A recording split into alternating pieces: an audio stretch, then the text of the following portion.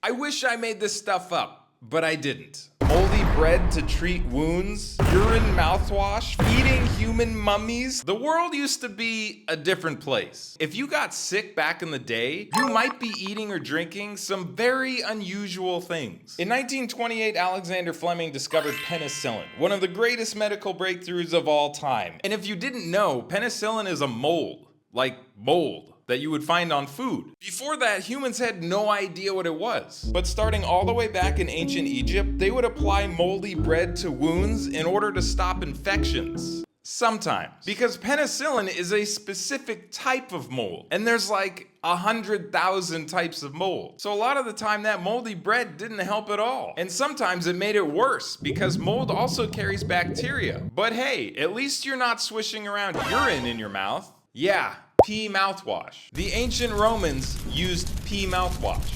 And apparently it works because the active ingredient in urine is ammonia. And ammonia happens to be a stain remover. Yeah, I'm gonna go ahead and stick with my Colgate Total, thanks. Are you tired of being overweight? Why not try the tapeworm diet? Now this one's ridiculous because people still do this today. Tapeworms live in your intestines, so when you eat, some of that food goes to feeding the tapeworm. And the end result is some weight loss, I guess. But this is dangerous. I feel like that's common sense, but maybe not. Tapeworms are parasites that don't belong in your body, and they can cause serious side effects like malnutrition, severe abdominal pain, diarrhea, infection, anemia. Yeah, don't do this. And don't use mouse paste either. Yeah, apparently in ancient Egypt, they would mash up dead mouse parts into sort of a paste, I guess. And they believe this could cure things like coughs and toothaches. How are humans not extinct? If I read any more of these, I'm gonna need some of this next stuff. Soothing syrup. In the 19th century, if your baby was in crazy mode, you could give them this soothing syrup, which consisted of,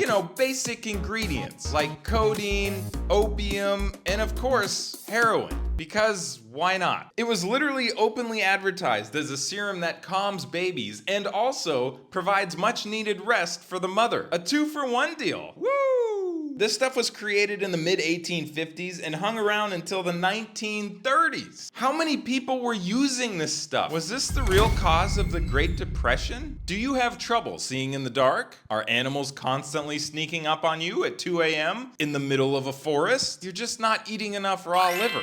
Obviously. Yep, ancient Egyptians and Greeks believed eating raw animal liver cured night blindness. And sometimes they applied the liver juice directly into their eyes. Because that seems reasonable. Not in the mood for some soothing syrup? How about some poop juice? Oh wait, I'm sorry. Tong sul. In traditional Korean medicine, yes, traditional, like pre-modern, okay? The poop of a human child between the ages of 4 and 7 was refrigerated. I wish I was making this up, guys. And why specific ages? You know what? Never mind. I don't want to know. The poop is then soaked in something, crushed, and made into a paste. It's then fermented with rice and yeast and eventually made into an alcoholic wine. Why, you ask? Because clearly, it cures pain, broken bones, bruises, inflammation, and even epilepsy.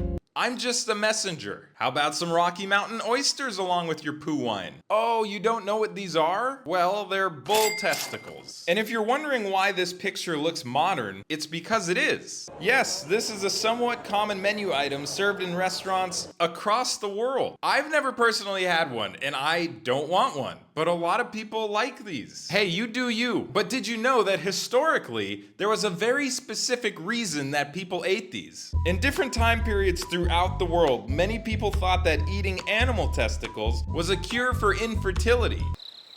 Oh, you're still hungry? You want some dessert? How about some mummified human remains? Pretty sure that's illegal. But starting in 11th century Europe, people had a fascination with eating Egyptian mummies. The funniest part of this whole thing is that it all started with a mistranslation of the word mumia. Mumia is a substance found on Persian mountainsides, which was praised for its medicinal qualities. But the dum-dums over in Europe thought mumia was literally referring to preserved bodies in Egyptian tombs. I guess they would grind up the mummy remains into a powder and then give it to people as a cure for things like broken bones and internal bleeding. Well, that's enough of that today. Go like, comment, and subscribe while I take a long walk and contemplate my life. Okay, bye.